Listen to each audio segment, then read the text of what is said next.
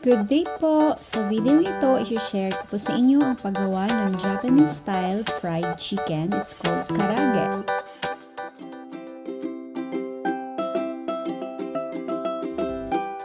Ang mga kakailanganin po natin ay 1 kilo of chicken breast. Ang ingredients at measurements po ay nakaposted sa ating description box. Pakicheck na lang po. I-cut na po natin ang ating chicken into bite size. Tanggalin po natin yung unnecessary. Tsaka yung medyo hindi kailangan ng fats.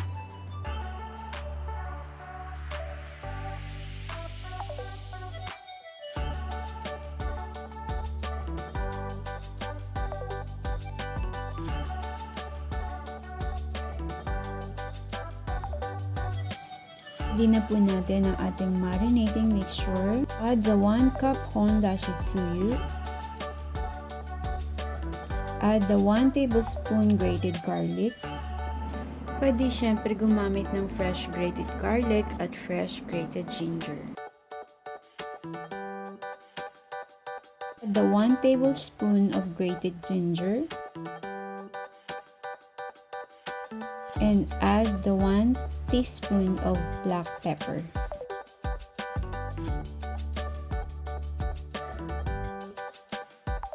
Paghaluin lang po natin ang ating marinating ingredients. Saka ilagay po ang ating chicken.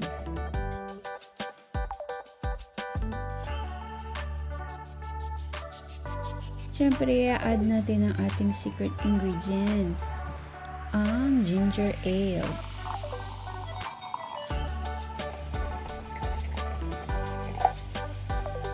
Po tayo ng 1 cup of ginger ale po ang magpapatenderize at juicy sa ating chicken. So, i-massage lang po natin ng konti ang ating chicken bago po ipasok sa refrigerator for an hour. Or more, or kahit na po overnight, mas masarap po siya.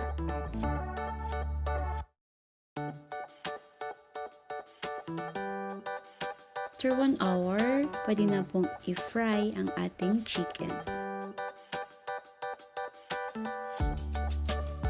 Bago po natin siya i-fry, i-coat po muna natin siya ng Katakuriko or cornstarch, okay lang din po. Habang pinapainit po natin ang ating oil, i-coat na po natin ng Katakuriko ang ating chicken.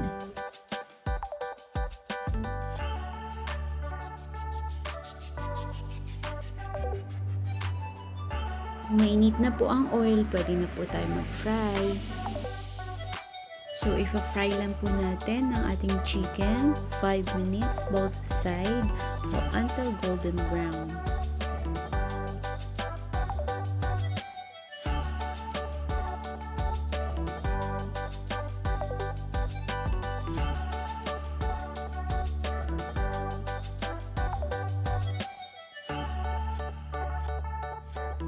Gusto natin ma-achieve yung crispiness.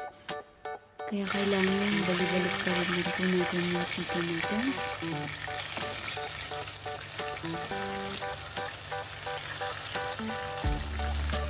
And kapag na-achieve na po yung ganitong golden brown, pwede na po natin hanguin sa oil at kailangan mo na syempre i-drain mo na yung oil bago po natin i-serve.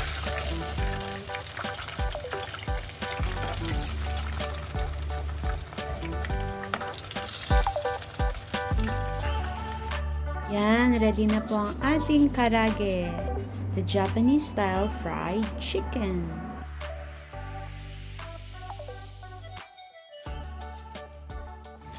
Sibog time, guys, pasensya na. Tikman natin, gutom na ako.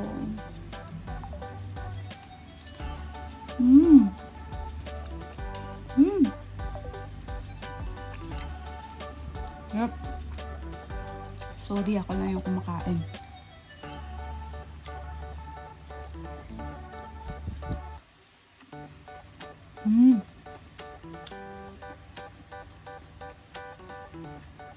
Juicy. Tsaka crispy sa labas. Bakit sa juicy? Juicy kung sa Philippine. Pero pag Japanese kasi, tawag nila juicy. Dahil doon sa secret na ginger ale. Yun guys, ang sarap. Guys, thank you so much for watching. I hope nagustuhan po ninyo ang recipe that I shared today. Some question about this recipe, paki-comment down below at sasagutin ko po. And always remember that every day there's a reason to smile.